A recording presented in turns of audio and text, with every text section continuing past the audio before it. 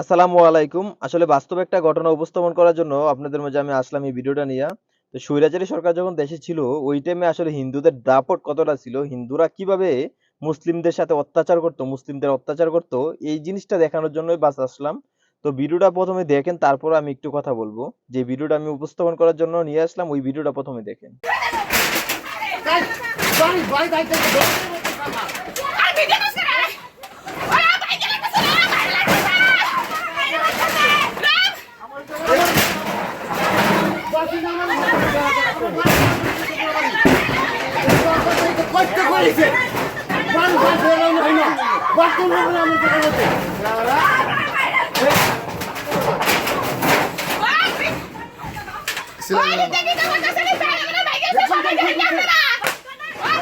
তো ভিডিও দেখে কি বুঝলেন? এই যে দেখলেন যে এই যে ঘরবাড়ি ভাঙতেছে এরা হলো হিন্দু।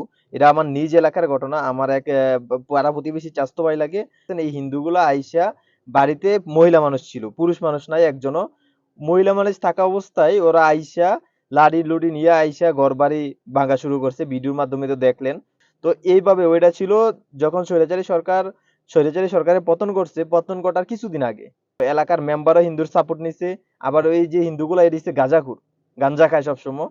তো এই মেম্বারও সাপোর্ট নিছে। তো দেশ তখন মনে করেন যে আওয়ামী লীগে ভরা, তখন তো অবশ্যই হিন্দুদের সাপোর্ট নিবে। তো এই যে অবস্থাটা দেখছেন হিন্দুদের উপরে কতটা চড়াও হয়ে গেছে, তারপরে একটা মুসলিম সমাজে বসবাস করতেছে এরা। একটা মুসলিম সমাজে বসবাস করার পরও মুসলিমরা চুপ ও আছে, একটা কথা বলতেছে না, একটা কথা বলে নাই ওই টাইমটাতে। কারণ কি? একমাত্র সরকারের জন্য, একমাত্র সরকারের ডরে আসলে একটা কথা বলার সাহস পায় নাই। হিন্দু হইয়া আমাদের মুসলিম সমাজে বসবাস কইরা মুসলিমদের সাথে এত তো মুসলিমের সাথে বসবাস করার পরেও কিভাবে এত দাপট খাটায় মুসলিমদের উপর চড়াও হইতে পারে? এবার চিন্তা করেন, একটা জিনিস চিন্তা করেন। এইগুলার রেশ এখনো কাটে নাই বাংলাদেশ থেকে। বাংলাদেশের মানুষ ওই আগের ঘুরেই ঘুরতেছে।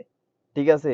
আমার গ্রামে এখন এই বিষয়টা নিয়ে সেটা মেল দরবার চলতেছে, কিন্তু মুসলিমরা এখনো কিছু কিছু মুসলিম এই হিন্দুদের সাপোর্ট নিতেছে আর কথা বলতে ভয় পাইতেছে।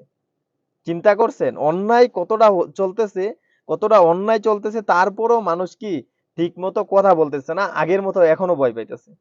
যাক, এই জিনিসটা ক্লিয়ার করার জন্য আসলাম।